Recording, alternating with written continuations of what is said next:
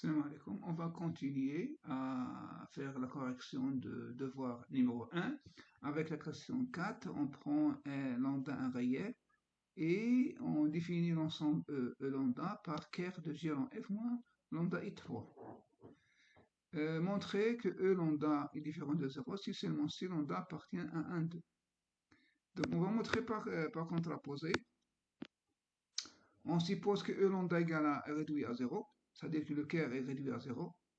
C'est-à-dire que le déterminant est différent des autres, c'est bijectif, donc on travaille dans des espaces vectoriels dimension finie, donc c'est-à-dire que la déterminant est différente de 0, donc ça représente le polynôme caractéristique de D, donc c'est-à-dire que le polynôme caractéristique est différent de 0, c'est-à-dire que lambda va être différent, égal à différent de lambda différent de 1 et lambda différent de 2, c'est-à-dire que lambda appartient à R moins 1 lambda.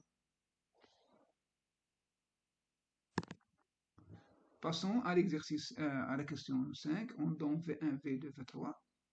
Montrer que V1 est une base, c'est-à-dire V1 est une valeur propre, vecteur propre, ainsi que V2 et V3. Alors, on va vérifier que, donc d'après montrons que V1 est une base de 1, donc on sait que le polynôme caractéristique de D, c'est 1 moins lambda, 2 moins lambda, donc c'est-à-dire que 1 est une valeur propre, simple. Donc l'espace propre associé à 1 est une droite.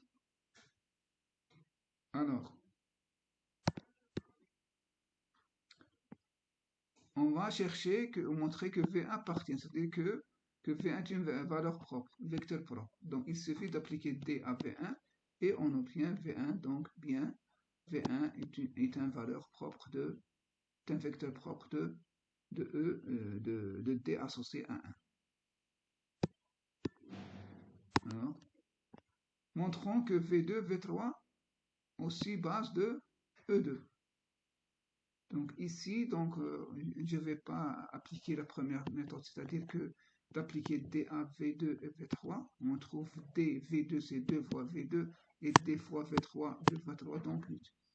Donc c'est nécessairement, le V2 et V3 sont linéairement indépendants, donc c'est une base de E2. Et ici, on a montré que la multiplicité géométrique de E2, c'est 2. Ou bien, autrement, on va directement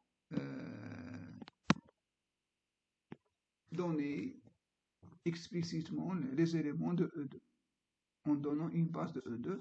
Donc pour ça, donc x, y, z appartiennent à E2.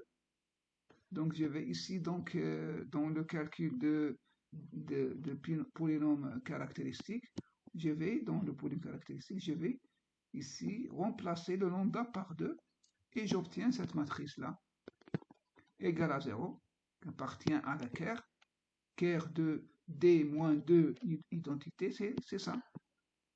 Donc on a un plan vectoriel, donc je vais calculer x en fonction de y et z. J'obtiens je vais remplacer le x ici, et j'obtiens la base de ce plan-là, qui est égal à V2, V3.